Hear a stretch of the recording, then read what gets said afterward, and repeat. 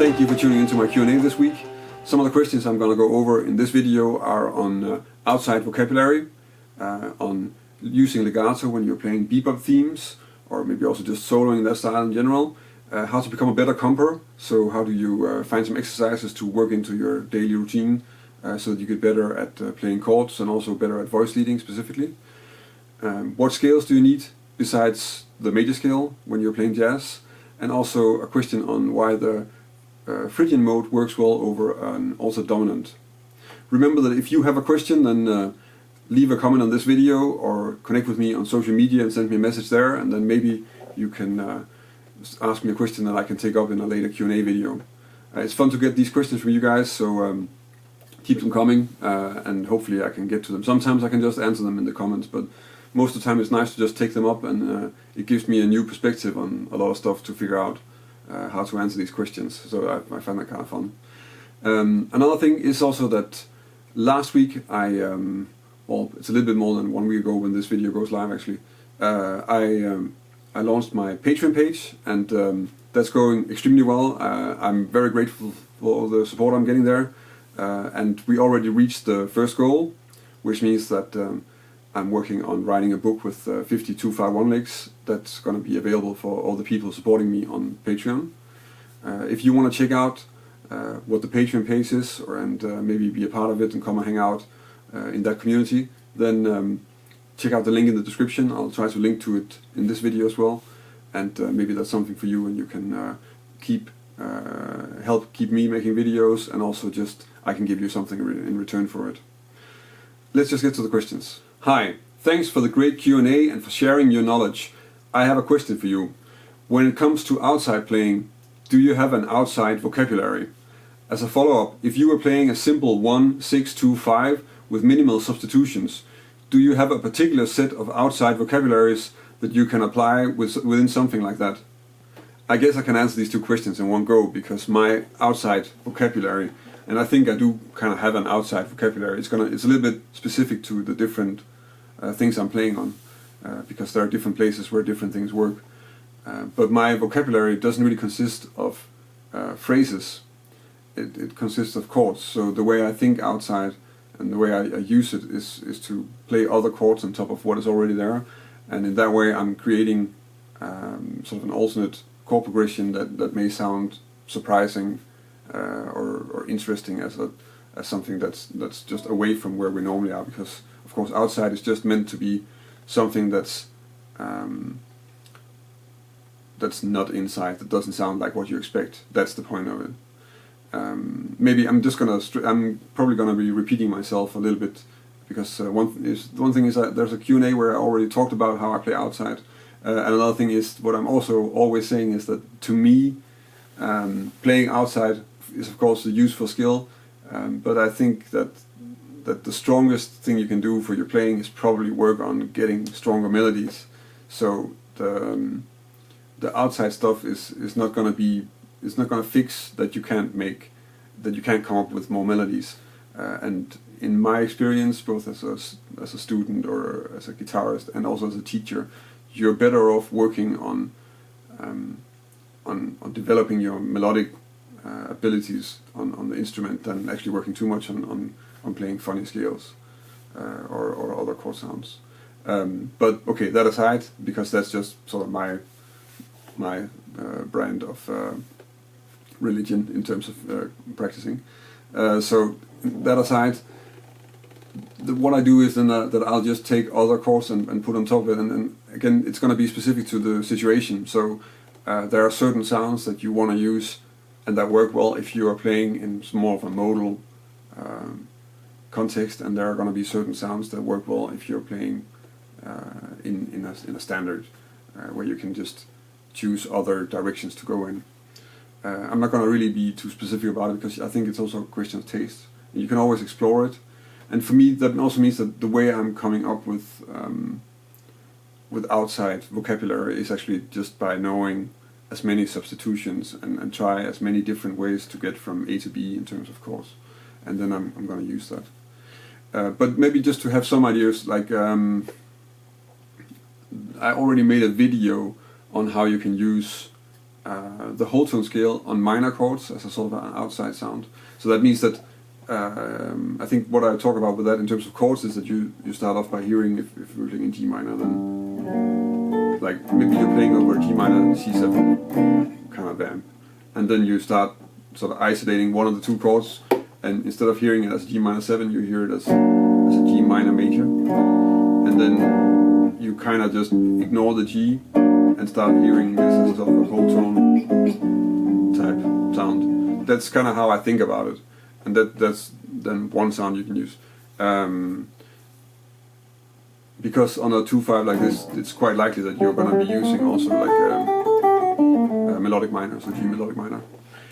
So that will be one thing you do. In a similar situation, you can actually use diminished as well, so you can turn it into a G diminished, and then have that sound.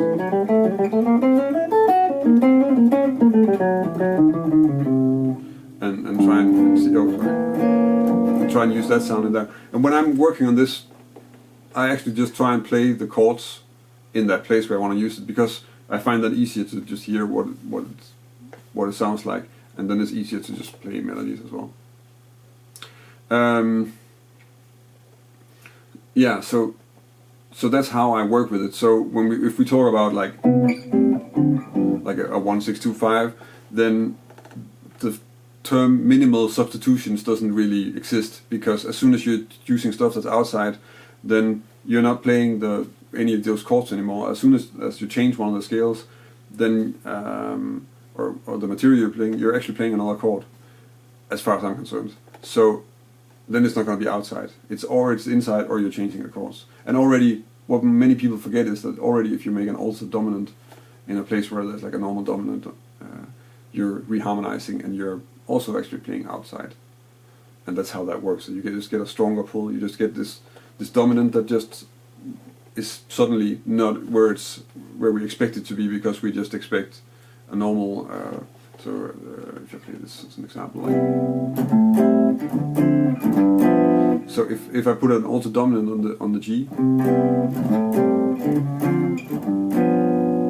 then we get that sound, for instance, and that sounds surprising. That's not what we expect there, and that's how that works. That's how an altered dominant works, and that's actually how all outside stuff works. So in that way, I just think of the chords, and of course, so now I just talked about using diminished and whole tone in sort of a static minor situation, and another one would be to, for instance, well, if you're in a situation where so the altered dominants, you guys might already know that, but if we have the 1/6-2/5 type sound, it's not likely I would really do that in a song that's really like this in a medium swing. But one thing that I sometimes do is that instead of resolving a 2/5 to a C major 7, you can resolve it to like a C major 7 sharp 5, and then there are a few choices in terms of what you want to play on that as a scale. So of course, I think for me the one that I mostly use is just the A melodic minor sound. So actually this kind of type of sound, and another one would be like the augmented scale. I have videos on all of this, so you can sort of look for that. Just search for major 7 sharp 5 or augmented scale on my channel. If you go to the channel page and search there, you can find them. That's stuff you can explore if you want to check that out. And for the rest, I would just change the chords. Like I have a whole video with 10 different ways to interpret the 1/6-2/5. You can also try and check that out if you want to have some ideas. And how, yeah.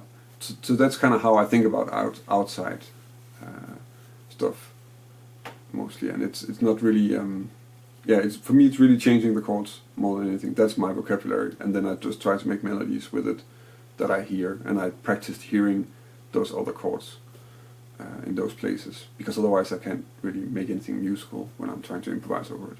So I hope that helps a bit. Otherwise, then just ask again. Very helpful video. A question on a different topic. I like to play Charlie Parker tunes with legato phrasing to make it easier, and because he played them that way, as far as I can tell. All the guitarists I hear play something like Donna Lee tend to pick every note. Would you consider legato phrasing to be less suitable for the context than alternate picking? Of course, I don't know who you're listening to, so I can't really tell, but for me, the people I've listened to, I would say that combining alternate picking and legato is a really huge part of sort of jazz tradition, and also the mainstream jazz technique. So if you're listening to people like Jim Hall, Wes Montgomery, George Benson, Pat Metheny, Schofield, certainly, then you will hear sort of this combination of picking and using legato. So I don't know about people trying to pick all the notes. I would also say that, at some point, I went from really working a lot on alternate picking to really try to incorporate legato a lot more. And the main reason why I did that was actually because I found that the alternate picking doesn't really lend itself that well to phrasing in a nice way with jazz. And at the same time, if you're keeping in mind with the phrasing, if you use too much legato, you're going to run into the same problem because it just has a certain sound. I think the thing with comparing to when Charlie Parker is actually tonguing notes and when he's just slurring them, or whatever that's called on saxophone, I think it's a good sort of comparison.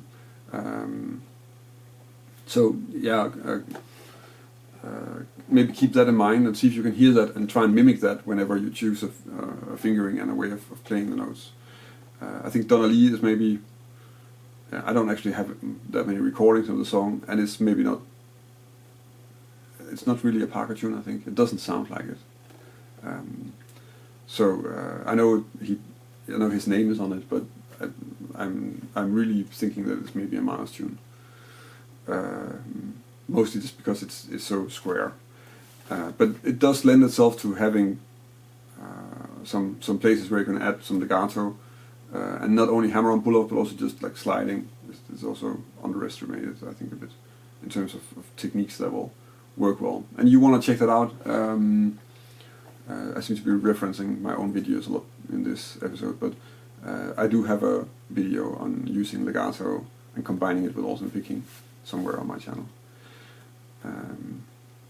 So you can check that out if you want to see how I do that in a just sort of purely technical way. And then for the rest, it's about sitting down, playing the theme, and sort of checking when you can add legato. So I doubt that you've heard people play, like, if we take Donna Lee, I doubt that anybody really picks that trill, but I mean, it's theoretically possible. So here, what do I do?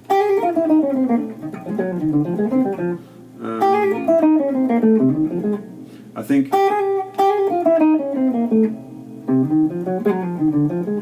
obviously I don't really play the song, but okay. I think there's a trill as well. Okay, so you could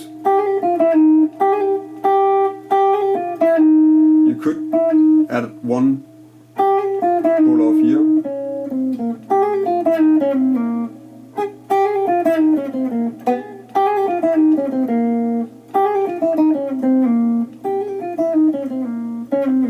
On this string, I wouldn't actually pick them all.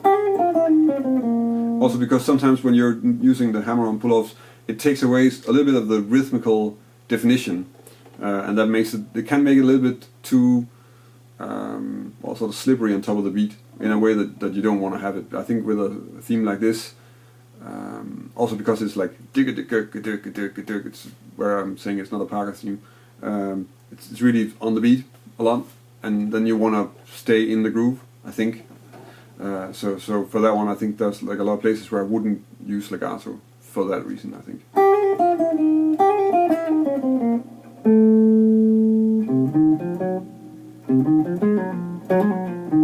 I can't remember it.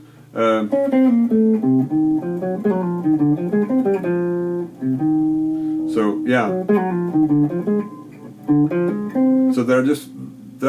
not that many possibilities in, as far as I can tell. You could hammer that one, and then at the end, because you do, so you don't really, you don't want to pull that one off because you want to give that the bebop accent.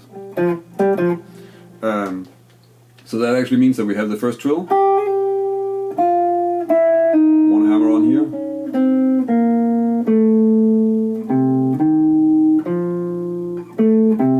you could hammer that one on.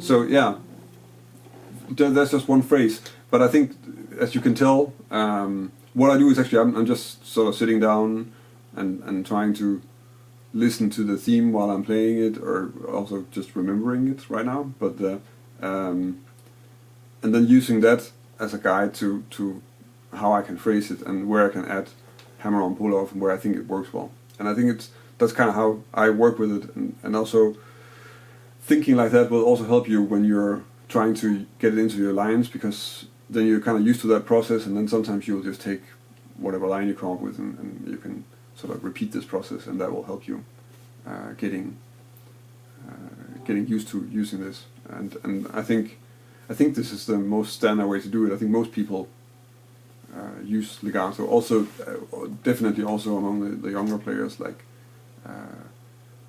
Gildart and Jonathan Kreisberg, and they're also using a lot of legato in their playing. You can clearly tell, I think. So so I'm not really hearing the whole thing that people are not playing that. I think since the 70s, probably late 70s, people got a lot better at also picking. Because if you take somebody like or like Jim Hall certainly, but also the technique that Wes used did not allow him to really alternate pick or to pick every note. That was just not really an option. He was fast, but he was not that fast probably. That would just be too much hard work. So he needed to do it to solve that in another way, and it actually works well with the phrasing as well. It's a very natural thing, and that's also what you hear if you listen to rock music from the beginning 70s and late 60s. Then there's just naturally a lot more hammer on pull off going on, because that was how they could play fast. And then later, sort of with all the 80s metal, you got people who were, and Al Di Meola and all that, and John McLaughlin and all that. You got another style of playing where people could actually play alternate picking that fast, and then that was possible. So maybe they took that away. But I also think that it's coming back, and one of the main reasons for this is just the way it sounds, which is better. It should not be like a technical requirement. It should actually just be a choice from a sort of aesthetic point of view. So I hope that covers it a bit. I think it's an interesting subject also because it's something I'm always thinking about myself in terms of how I want to use it and how I can use it better or more or less and stuff like that. Yeah, you keep evaluating that, I think, all your life as a guitar player. What can I do every day to become a better rhythm player or better at comping? Specifically, getting away from drop 2 and drop 3 voicings and getting better at voice leading. Thanks. For me, being good at comping is not really about what kind of voicings you're using. I think it's more about how you're using them, and especially how you're interacting with the people you're playing with. And that really means that it's very difficult to work on. It's kind of hard to practice without being in a situation where you're actually playing with other people, which is also, for the biggest part, where I learned it. That's for sure. So I did try to practice it in other ways, and that's almost impossible to do. I never spent really a lot of time comping with a backing track. So at most you can sort of take ideas and try and play them through songs. So that's sort of one side of this thing with comping that I think is actually more important than what voicings you're using. But if I have to interpret the way you're saying drop 2 and drop 3 voicings, that might mean that you're using like the voicings that all have a bass note, and that might be completely wrong. You can always just tell me, but let's just say that that's the case because that's a normal thing. This transition from going from playing the root on all chords and thinking all the chords from the root is something that we kind of all need to sort of get through, and there are ways to work on that, and that will give you the ability to voice lead better. So the first thing, since I'm anyway just referencing my own videos all the time, there is the video on how to play jazz chords, and if you have to play a 2-5-1, let's just take that step actually, because I think that's a good one to do. So yeah, so there's that video, you can check that out, I'll link to it in the description, and I probably already know it. And then once you played that, or once you check that out, you would know that if you have to play a 2-5-1 in C, then you can play that like this, or you can play like this, according to the material that's covered in that video. Because then you're mixing, well, more than drop 2 and drop 3, but you're mixing some simple voicings. Okay, so of course you need to take that a bit further and you need to free that up. So the first thing you want to do is just find the chords the way you normally want to do this. You probably want to do this on a few songs. It's very useful to do. So now we have two different ways of playing it. Let's try and play that without the bass note.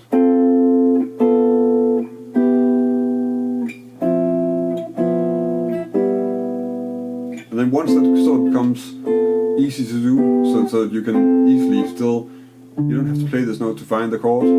And again, you want to try that out on a few songs, so you really get used to it, and you start to being able to see this as a D minor 7 and this as a G7 without any problems. And that's just a matter of doing it and thinking like that and trying it out in a few places and really applying it to songs.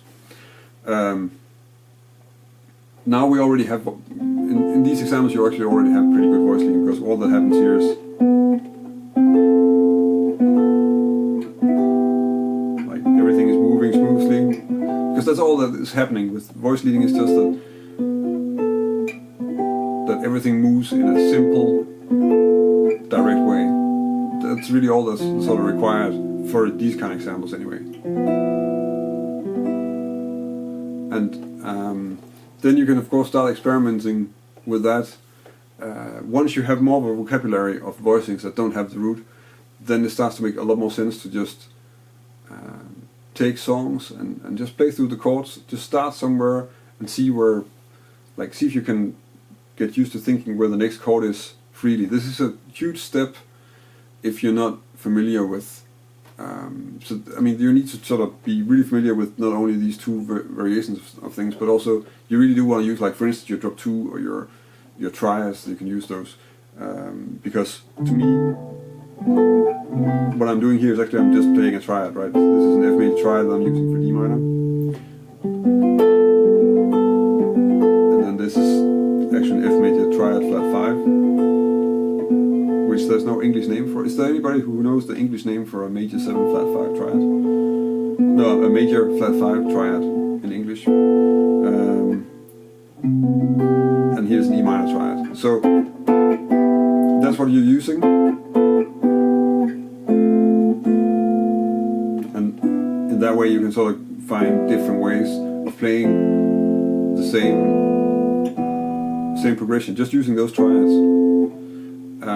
So those kind of things is, but that's of course about checking out the triads, and the same goes if you're checking out like the rootless, but the higher drop 2 voicings, and trying to combine those. And while you're working on that vocabulary, then you need to try to put it into a song. And then it's just about finding all the places where you are, and if I can play a D minor 7 here, okay, so the nearest G7 is this one, and then the nearest C major 7 is this one, and that's about the voice leading, sort of connecting those. And I think you just, if you want to work on this as a daily thing, so first work on taking the voicings that you do know already, make them into smaller voicings without the root, and then try and use those on the song and connect them as well as you can. And that might, I mean, on different songs it's going to be more or less easy to do that. Don't worry about it that you have some limited options in the beginning, because next to that you can also just daily check out how it is to play your different diatonic chords and different things with the triad voicings and with the drop 2 voicings on the higher string sets, and then try and see if you can put those into songs as well. And then the way you do that, and this I did practice, like I will play through songs when I'm learning them, and also just to get some ideas, just starting somewhere and playing rubato.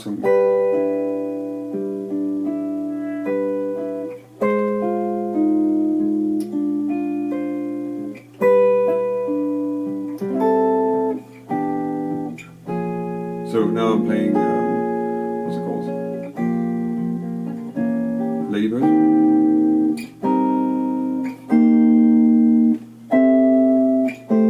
And just trying out different voicings and moving around. And just hearing how it sounds. And it's just preparing me for when I have to play it in time, and I'm like...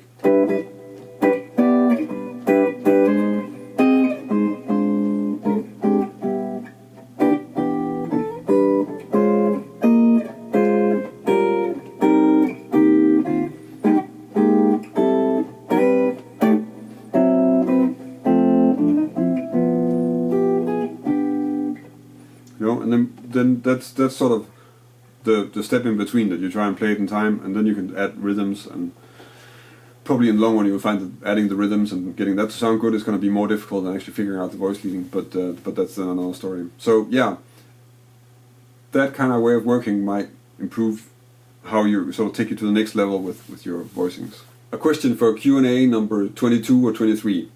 What scales would you have a student learn after learning the major scale? So that's an interesting question, because most of what I do and most of what I teach is really just going to be major scale.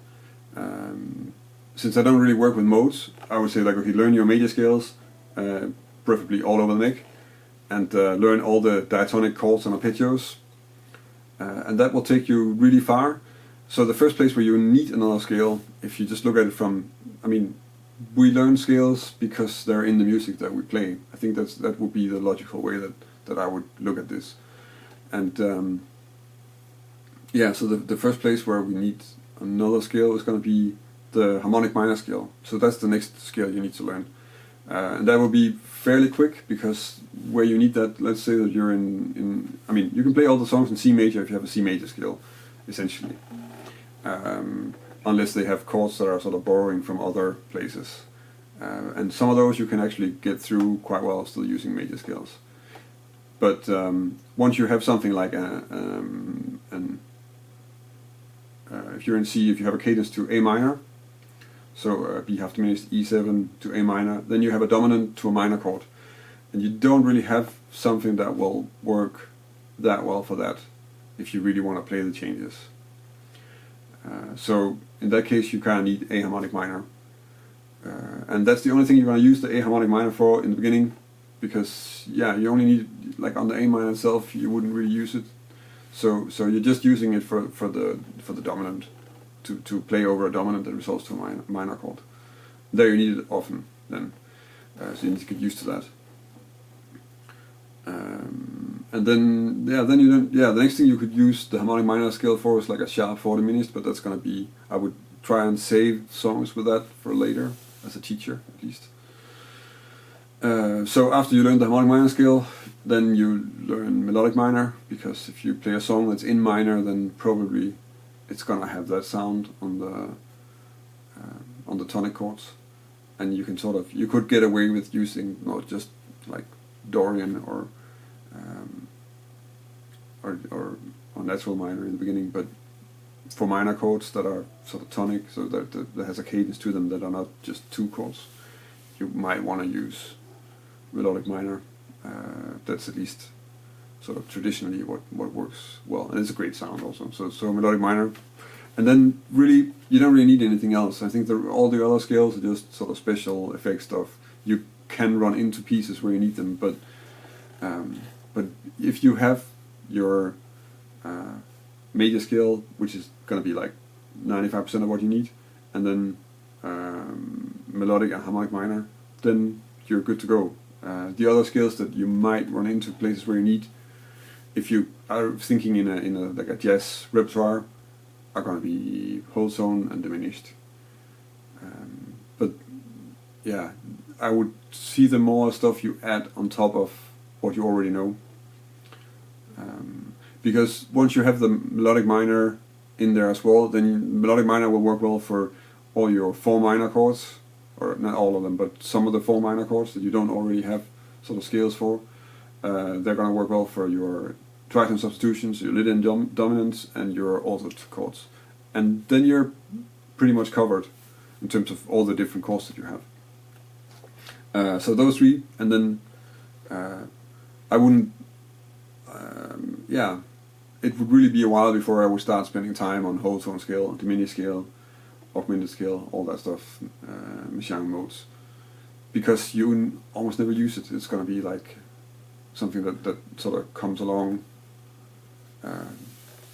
once in a while, but they're not essential at all. And these 3 scales, then the harmonic major scale might actually make more sense to learn. But I also I rarely use that one. And it's just going to be a supplement on what you already have. So those are the scales. Just spend as far as I'm concerned, you're better off spending all your time being really good at playing your major scales and being really good at playing all the chords that you can improvise over all the chords that are in the major scales. And then you can add the 2 other ones on top, and then that's really it. That's also whatever you transcribe. That's going to be what's there. There's not going to be a lot of other things. Then all the other interesting effects you will get by changing around the chords, like I talked about in the beginning of the video. I've noticed using the Phrygian mode works well over altered chords. So using E Phrygian over an E altered chord. What's the theory behind this? So I guess there's not really any theory behind it. You can explain why it works well, and you can also explain what's wrong with it and why it isn't like a first choice, I think. So maybe just let's try and do that. So E altered. So this is an E altered chord, like an E7 with a sharp 9 and a flat 13. And E Phrygian would be, of course, C major. So C major. And if we look at the notes of the C major scale like this, related to the E, then we have the root, the flat 9, the sharp 9, the 4th, the 5th, and the flat 13, the flat 7, and the E. So that means that in the scale we have some of the alterations, so like the flat 9 and the sharp 9, and we have the flat 13, but we have a 4th, we don't have a 3rd, because the 3rd is a G sharp, and we have the 5th, and then we have the root and the 7th as well, so just chord tones. So what does that mean? So that means that if you're using that scale on an E7 altered, you can really get a lot of the sounds that are sort of typical for an E7 altered. But to me, I mean, what I would say, what makes this not such a good choice, I would always say that whatever scale you use over a chord, unless you're going for sort of outside stuff, I would imagine that you want to have the chord in the scale. So the chord has to be able to fit in the scale, and that's not the case here. We're missing the G sharp. And just to illustrate where that might cause issues, to me anyway, is that let's say that we have a song in C, so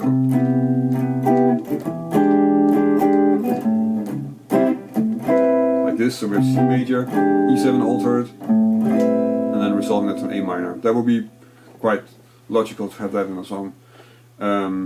If I play some lines on this and using that progression, but then I'm using E Phrygian on the E7, then you can tell in this case like what goes wrong, I think, because that would be this.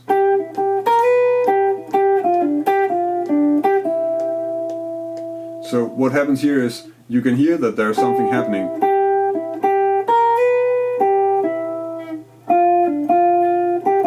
That was not what I played, but. And there is some sort of motion going towards, but you cannot hear that it's this chord. The reason why I can't hear that is because we don't have that note. I think if I had that note in there, so if I do, then it's a lot clearer, and you can really hear. Okay, I mean, of course, I'm also really emphasizing it, but that's how, in this context, you can really melodically still get that note in there, and then resolve that. That's the sort of the thing. That's what you're going to be missing in the long run if you do this, because it's going to sound like, to me, the line I played in the beginning actually sounds like almost. So it's like more like a D minor or E half diminished going to, which is, you know, or a G7 maybe.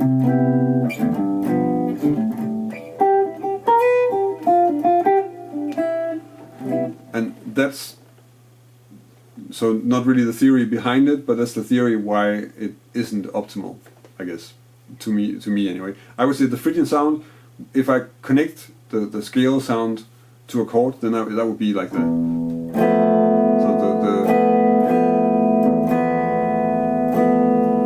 sus flat 9 type sound on an E chord. That's how Phrygian sounds to me more.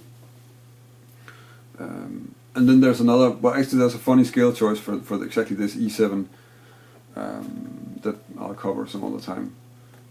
But normally I would say, like in a place like that, it would be an alto dominant or it would be a dominant from the harmonic minor scale, really.